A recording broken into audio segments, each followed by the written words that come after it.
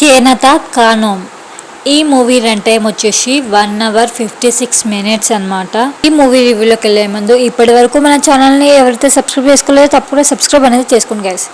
ఈ movie story ఎట్లా ఉంటుందంటే, మణివాసగం ఆ గుడిలో గ్రామ పురోహితుడిగా మరియు తన తాతతో కలిసి నివసిస్తుంటాడు. అతను అయితే యాలిని అనే అమ్మాయిని ప్రేమిస్తాడు. కానీ వారి గ్రామంలో నీటి సౌకర్యం లేకపోవడం మరియు మహిళల చాలా దూరం ఉండి నీటిని తీసుకురావాల్సి రావడం వల్ల ఆమె తండ్రి అయితే పెళ్ళికైతే వ్యతిరేకంగా అయితే ఉంటాడనమాట.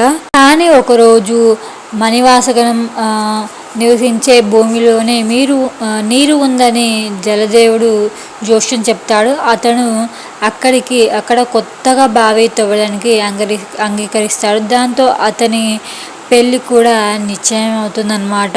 కానీ ఆ గ్రామానికి ఓ పెద్ద షాక్ అయితే తగలబోతుంది. ఎందుకంటే నీటిని బదులుగా వారికి డైనోసార్ శిలాజాలు అయితే దొరుకుతాయి. వెంటనే గ్రామంలోని వివిధ ప్రాంతాలలో మరింత తవ్వకాలు అయితే జరపాలని ప్రభుత్వం ఆదేశిస్తుంది. త్వరలోనే తమను గ్రామాన్ని విడిచి వెళ్ళిపెట్టిపోవాలని గ్రామస్తులు అయితే భయపడతారు. అయితే వారి కష్టాలకు తోడు వారికి మరో షాక్ కూడా ఎదురొస్తుందన్నమాట. వారు తర్వాత ఏం చేశారు, ఈ గందరగోళం నుంచి ఎలా బయటపడ్డారు అనేది మూవీ స్టోరీ అన్నమాట. అండ్ స్టోరీ లైన్ బాగుంది, ఇంట్రెస్టింగ్ పాయింట్తో ఉంది. కానీ చాలా వరకు అయితే స్లోగా అయితే సాగుతుంది అనమాట. ఈ మూవీకి అయితే యోగి బాబు చెప్పినట్టుగానే చాలా యాక్టింగ్ చాలా బాగుంది. ఈ మూవీకి ప్లస్ పాయింట్స్: స్టోరీ లైన్ బాగుంది, చాలా అంటే చాలా బాగుంది.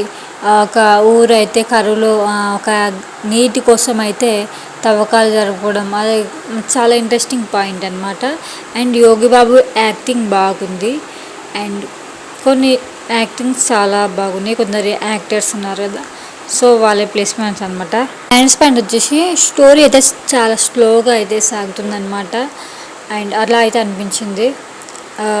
మన కొన్ని సీన్స్ అయితే నవ్వు వచ్చే సీన్సే, బట్ మనకు నవ్వు రాదు, అది చాలా ఫోర్సింగ్ అయితే ఉంటుంది అనమాట. అండ్ చాలా వరకు కూడా మన ల్యాగ్ ఫీలింగ్ అయితే కలుగుతుంది. ఫైనల్గా ఈ మూవీకి నేను ఇచ్చే రేటింగ్ 2.8 out of 5.